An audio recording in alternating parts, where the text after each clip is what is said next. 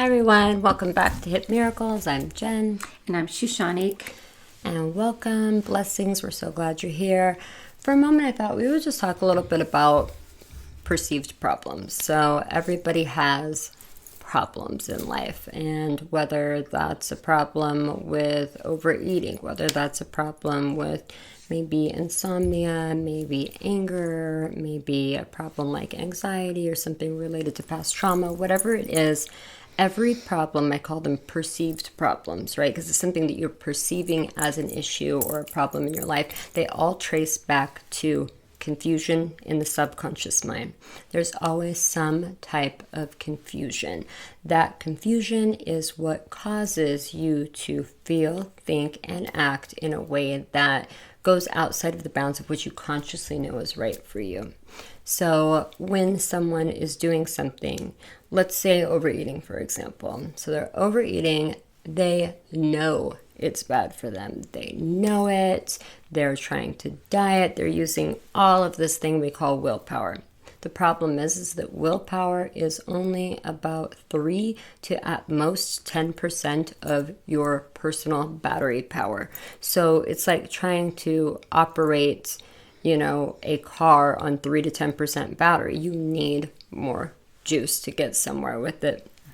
Because at the end of the day, the confusion is actually not in that conscious mind anyway. So not only is the conscious mind not strong enough to fix the problem, but that's not where the confusion is. You know you don't want to overeat. You know being overweight is bad for you, or whatever the perceived problem is.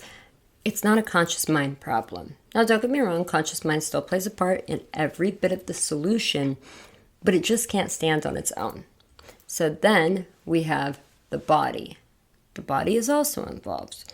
The body is muscle memory, cellular memory. It hangs on to the behavior, the feeling of the problem. And with something like weight, it actually literally hangs on to the weight of the problem.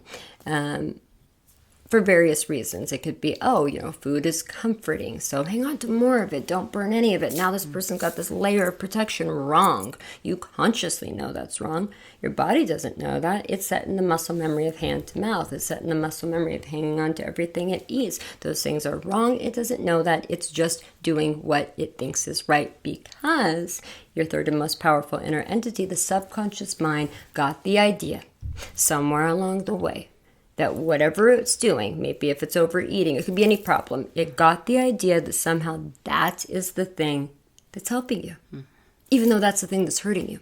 And so because the subconscious mind is an automatic mind, and it is also very much a genius mind. A lot of times you'll hear people say that it's just an automatic mind. No, it is a genius mind. It is what bridges you to your higher self. It's an extremely important mind. It is certainly not just an automatic mind, but it does run in an automated way. That's why your heart's beating right now. You don't have to think about it. You're breathing right now. You don't have to try. You don't have to remember to breathe. If we had to remember to do everything to stay alive, none of us would be alive anymore.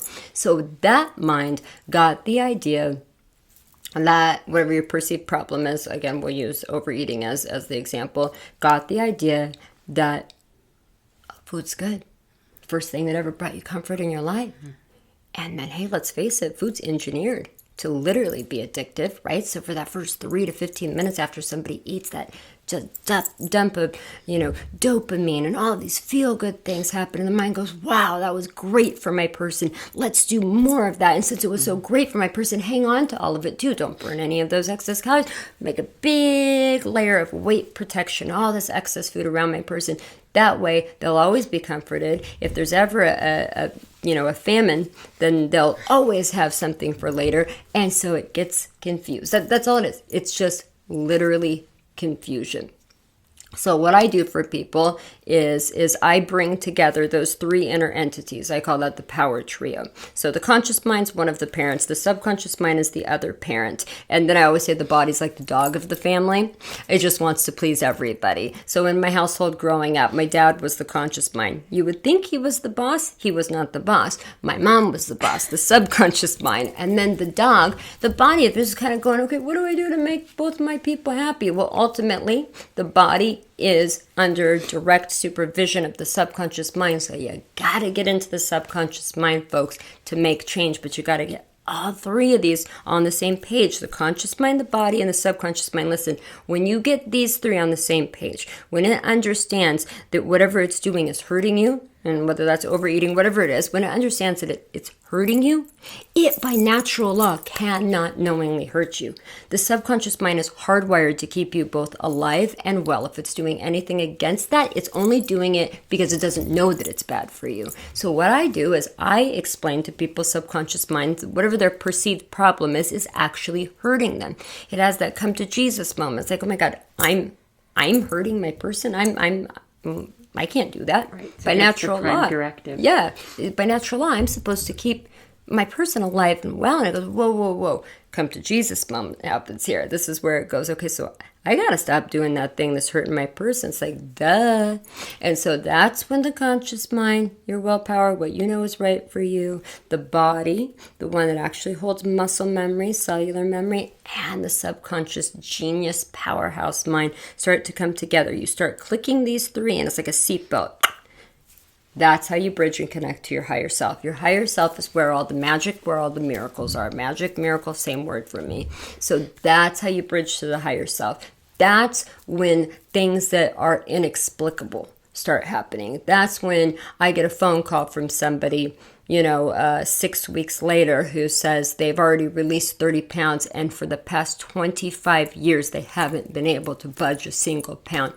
What gives? Well, what gives is we brought together the power trio. We got everybody on the same page. We used the truth to get everybody on the same page. And then through the power of that integration of our three inner entities, you're able to connect at a higher level. That's your higher self. So you're getting out of just this third dimension physical space and you're moving up higher.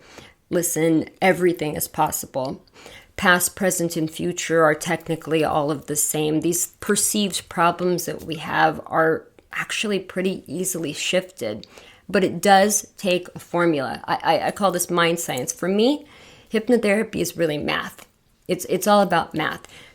2 + 2, it always equals 4. This is why I get the results I get, because I'm using this equation. Your subconscious mind cannot knowingly do something that would hurt you. When it finds out that it's doing something that hurts you, it must in that moment begin stopping whatever the thing is that is hurting you. It has to. It's natural law. Gravity says, I'm holding this little thing here. If I let it go, it's going to fall. Those are the rules. I don't get to make that up. That's natural law.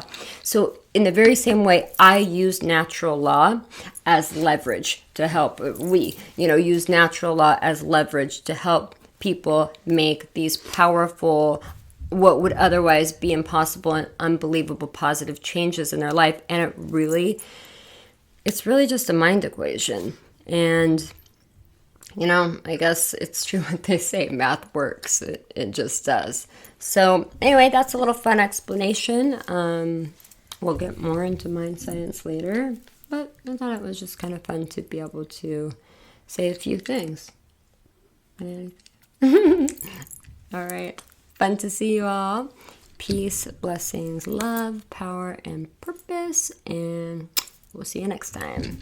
Bye.